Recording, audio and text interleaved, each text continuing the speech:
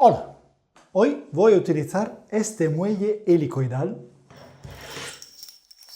aquí está, para hacer un experimento y comprender conceptos importantes sobre las ondas. ¿Por qué es importante comprender cómo funcionan las ondas? El 14 de diciembre de 1900, Max Planck presentó la hipótesis cuántica, según la cual las ondas luminosas intercambian energía con la materia en paquetes. Hoy llamamos fotones a estos paquetes, y el descubrimiento de Planck marcó el nacimiento de la mecánica cuántica. Empecemos ya con el experimento. También utilizaremos una cámara lenta y luego aplicaremos lo que hemos aprendido al nacimiento de la mecánica cuántica. Mi nombre es Simone Baroni, soy físico, divulgador científico y profesor de física y matemáticas en la Universidad en Barcelona. Te invito a suscribirte a mi canal de ciencia. Como decía, tengo conmigo un muelle helicoidal muy largo, de 2 metros. Con una mano mantengo fijo un extremo, mientras un ayudante me ayuda a mantener fijo el otro extremo del muelle. Ahora muevo uno de los dos extremos, haciendo que oscile verticalmente. Estas oscilaciones crean ondas que se propagan a lo largo del muelle y alcanzan el otro extremo, rebotando después. Cada una de estas ondas tiene crestas o máximos y valles o mínimos. Ahora cambio la frecuencia con la que oscila uno de los dos extremos, hasta que se crea una llamada onda estacionaria. En primer lugar, ¿qué es una onda estacionaria? Y en segundo lugar, ¿por qué se forma? Una onda estacionaria es una onda en la que los picos están siempre en el mismo lugar. Es decir, los picos no se mueven a lo largo del muelle. En lugar de moverse, estacionan, permanecen siempre en el mismo punto. En este caso, la onda estacionaria tiene un solo pico en el centro, que luego se convierte en un valle, luego de nuevo en un pico y así sucesivamente. Las olas en el mar, por ejemplo, no son estacionarias porque la cresta de la ola está en constante movimiento, se desplaza hacia la playa, por ejemplo. En el experimento, sin embargo, tomando cualquier punto a lo largo del muelle, este punto siempre oscila entre dos valores fijos que nunca cambian. Por ejemplo, el punto situado en el centro del muelle oscila siempre entre el valor máximo de la cresta y el valor mínimo del valle. En cambio, un punto que no está en el centro del muelle oscila menos, porque no alcanza el valor máximo de la cresta ni el valor mínimo del valle. Y con cada oscilación, ese punto alcanza siempre los mismos valores de oscilación. Por eso se dice que la onda es estacionaria, porque para cualquier punto dado del muelle, la intensidad máxima que alcanza ese punto nunca cambia. Entonces, ¿cómo se forma una onda estacionaria? Hemos dicho que cuando hago oscilar un extremo del muelle se crean ondas que se alejan de mí y ondas de rebote que vuelven hacia mí. Cuando las ondas que se propagan en una dirección se encuentran con las ondas que provienen del otro extremo, se crea una interferencia, es decir, las dos ondas se suman. Si dos picos se encuentran, el muelle oscila aún más fuerte. Si un pico se encuentra con un valle de la otra onda, las dos se anulan mutuamente, etc. Para que se forme una onda estacionaria, es necesario que la frecuencia con la que oscilo un extremo tenga un valor concreto. En este caso, utilizo un metrónomo para medir esta frecuencia. Cada minuto, la aguja hace 83 oscilaciones y, en consecuencia, el muelle hace 83 oscilaciones por minuto. Esta es la frecuencia de la onda estacionaria que hemos creado. 83 veces por minuto significa 1,38 veces por segundo, es decir, 1,38 Hz. La onda que hemos creado se llama modo fundamental o armónico fundamental. Ahora dupliquemos la frecuencia haciendo oscilar el extremo de la cuerda 166 veces por minuto, es decir, con una frecuencia de 2,76 Hz. ¿Qué le ocurre al muelle? Se forma una onda estacionaria de forma diferente. Analicémosla. Salta inmediatamente a la vista que esta onda tiene un nodo en el centro, es decir, un punto que no oscila y permanece inmóvil, igual que los dos puntos de los extremos. El muelle, antes y después del nodo central, oscila con gran intensidad, pero el punto central del muelle permanece inmóvil. Esta onda estacionaria se denomina segundo armónico superior y en un momento dado tiene un pico, un valle y un nodo central. Utilizando el lenguaje de la física se ha creado una onda con el doble de frecuencia que la onda anterior. También se puede decir que se ha creado una onda con una longitud de onda que es la mitad de la longitud del caso anterior. La longitud de onda es la distancia entre dos picos de la onda, que ahora están más cerca el uno del otro que en el caso anterior. Creemos ondas estacionarias con una frecuencia aún más alta. Muevo la mano 3 veces más rápido que antes, es decir, a 249 veces por minuto, o sea, con una frecuencia de 4,15 Hz. En un momento dado, hay dos nodos, que son dos puntos a lo largo del muelle que no se mueven. Estos puntos están situados exactamente a 1/3 y a 2/3 del muelle. Además, la onda tiene dos máximos y un valle o viceversa. Esta onda se llama tercer armónico superior. Incluso en el aula con mis alumnos de la universidad fuimos capaces de crear el cuarto armónico superior, una onda estacionaria con 3 nodos y que oscila con una frecuencia de 332 veces por minuto, o sea, 5,53 Hz. Y con alumnos de un instituto conseguimos crear el quinto armónico superior. ¿Qué aprendemos de este experimento? En primer lugar, que la interferencia de ondas que se mueven a lo largo de un muelle o una cuerda pueden crear ondas estacionarias, en las que los picos y los valles permanecen siempre en el mismo lugar, no se mueven. Y que estas ondas tienen nodos, es decir, puntos que nunca oscilan. En segundo lugar, hemos observado que se trata de ondas transversales. ¿Qué significa esto? Cuando balanceo verticalmente un extremo del muelle, se crean ondas que se propagan a lo largo del muelle y se alejan de mí. El muelle oscila, se balancea y visto desde lejos puedes ver que la mano oscila verticalmente y que también cada punto del muelle oscila verticalmente, pero ves que la onda se propaga horizontalmente. Ese tipo de onda se denomina onda transversal, precisamente porque los puntos de la cuerda oscilan y cruzan continuamente la dirección horizontal de propagación de la onda. Piensa en la luz. La luz es una onda transversal de campos electromagnéticos. Es decir, cuando la luz se propaga por el espacio, hay una onda de campos eléctricos y magnéticos que se propagan en el espacio. Tomado un punto del espacio, el campo eléctrico en ese punto oscilará continuamente. Primero toma un valor máximo, luego disminuye hasta hacerse cero, después el campo eléctrico aumenta pero en sentido contrario al anterior, luego vuelve a disminuir y así sucesivamente. Y lo mismo para el campo magnético. Al demostrar que la luz forma ondas estacionarias, Heinrich Hertz demostró experimentalmente en 1887 que la luz es una onda del campo electromagnético. Y ahora aplicamos lo que hemos aprendido en el experimento del muelle helicoidal al descubrimiento de la mecánica cuántica. El 14 de diciembre de 1900, Max Planck presentó a la Sociedad de Física de Berlín una brillante solución a un problema que parecía irresoluble. Se trataba del famoso problema del cuerpo negro.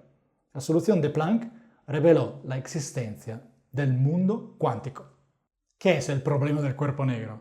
Todos los objetos que nos rodean emiten continuamente ondas electromagnéticas. Un libro, un muelle, una pared, yo mismo. Todos emitimos una radiación electromagnética todo el tiempo. Y a temperatura ambiente, esta radiación luminosa que emitimos tiene su máximo en el infrarrojo, por eso no la vemos.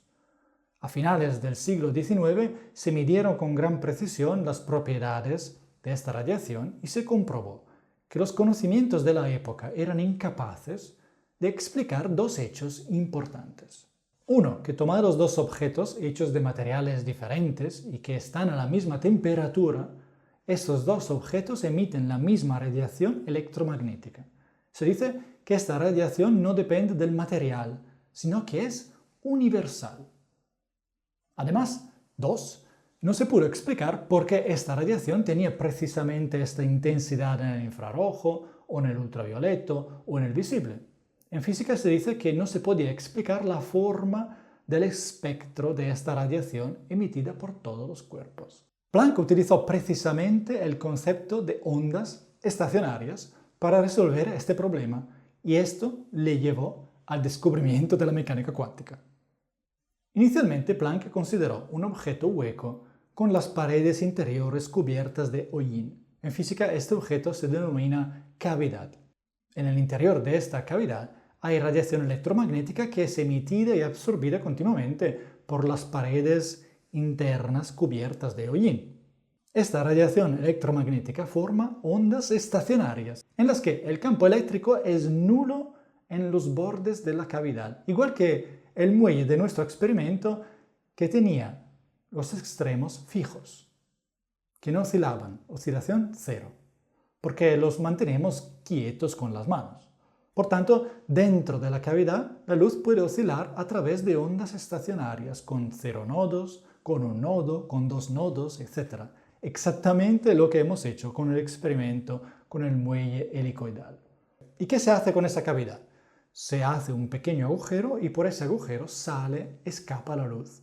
Y resulta que esta técnica de la cavidad con un agujero es una técnica excelente propuesta por Kirchhoff en el 1859 para crear en laboratorio una radiación de cuerpo negro perfectamente controlada. De hecho, si pones la cavidad en un baño de agua a una temperatura determinada y luego cambias la temperatura gradualmente, puedes estudiar cómo cambia la radiación que sale de la cavidad cuando cambia la temperatura. Pues bien, el físico experimental Rubens llevó a Planck los últimos resultados de laboratorio el 7 de octubre de 1900. De hecho, parece que Rubens invitó a comer a su casa a Planck y a su mujer, y luego aprovechó de la situación para mostrar a Planck los resultados del laboratorio. Planck, ya que estás aquí, mira lo que he hecho en laboratorio. El punto fundamental es que un cuerpo a temperatura ambiente, por ejemplo, no emite radiación de cuerpo negro a una determinada frecuencia, sino que emite sobre un amplio espectro de frecuencias. Y en el año 1900 ya existían varias fórmulas que intentaban describir esa forma del espectro de cuerpo negro. Pero ninguna de las fórmulas encontradas hasta entonces podía explicar la intensidad de la radiación de cuerpo negro para todas las frecuencias. Así, Planck se llevó los resultados de Rubens a casa y esa misma noche escribió una fórmula que explicaba estos resultados y los envió a Rubens en la mañana siguiente. Y Rubens confirmó que la fórmula de Planck describía exactamente todo el espectro del cuerpo negro. Planck escribió esta fórmula guiado por argumentos de termodinámica, en la que era uno de los mayores expertos junto a Boltzmann, y por otro impulsado por el instinto. Y luego pasó los 2 meses siguientes buscando una demostración para su fórmula, una demostración que encontró en diciembre. Una demostración era necesaria para entender el significado físico de esta fórmula. Esta es la idea que guió Planck. Según la física clásica, es decir, la física no cuántica, a cierta temperatura, todas las ondas estacionarias de la luz en el interior de la cavidad se excitan. Es decir, todas las ondas estacionarias, desde la que tiene 0 nodos hasta la que tiene un gran número de nodos, coexisten y cada una de ellas posee en total la misma cantidad de energía que las demás. En física, este principio se denomina principio de equipartición de la energía, precisamente porque la energía se reparte, equipartición, por igual entre todas las ondas estacionarias. ¿Y cuántas de estas posibles ondas existen? Infinitas. Basta con aumentar cada vez más el número de nodos. En el experimento con el muelle, si pudiera hacer oscilar mi mano con frecuencias cada vez más alta, crearía ondas estacionarias con un número de nodos cada vez mayor. Así pues, según la física clásica, a cierta temperatura se activa un número infinito de ondas estacionarias de luz y por tanto escaparía una cantidad infinita de energía del agujerito. Por esto claramente va en contra de la experiencia cotidiana. No nos quemamos continuamente por radiaciones de alta frecuencia. Tampoco se corresponde con los experimentos que indican que para frecuencias muy altas la radiación de cuerpo negro se desvanece. Y aquí está la intuición de Planck. Para cumplir una ley descubierta por Wien poco antes, Planck se dio cuenta de que era necesario considerar que la energía de estas ondas estacionarias era absorbida y reemitida por las paredes de la cavidad no continuamente, no de forma continua, sino en paquetes de energía. En otras palabras, una onda de luz no puede simplemente ceder cualquier cantidad de energía a las paredes y así oscilar con menor intensidad. La energía debe ser cedida o absorbida en múltiplos de un valor fijo, que ahora llamamos fotón de luz.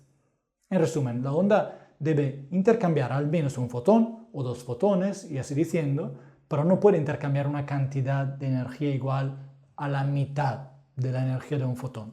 Y la energía de un fotón de determinada frecuencia está definida por la fórmula energía igual h nu, es decir, constante de Planck por la frecuencia de la luz. Dicho esto, una onda estacionaria con 0 nodos está formada por fotones de baja energía, porque tiene una frecuencia baja. Cuanto más nodos se añaden a la onda estacionaria, más alta será la frecuencia de la onda y más energía posee cada fotón. Por tanto, según la hipótesis de Planck, las ondas estacionarias con muchos nodos, es decir, de alta frecuencia, no pueden excitarse a temperatura ambiente, porque a temperatura ambiente hay una cierta cantidad de energía disponible para cada onda estacionaria, el famoso K por T, constante de Boltzmann por la temperatura.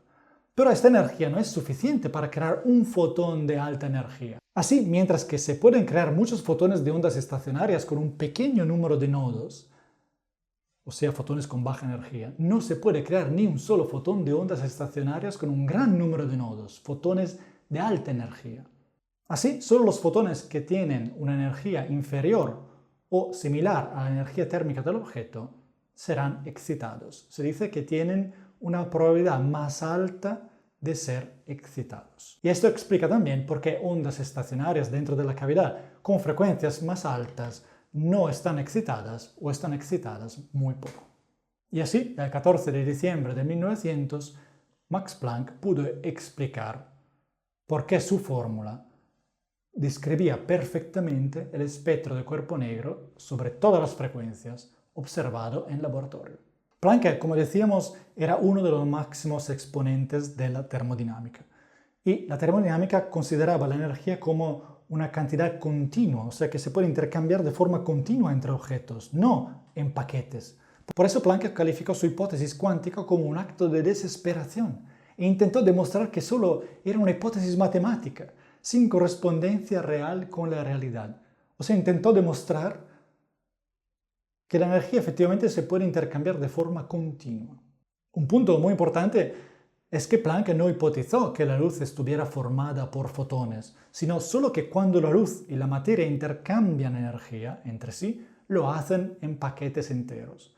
Se dice que la energía intercambiada está cuantizada.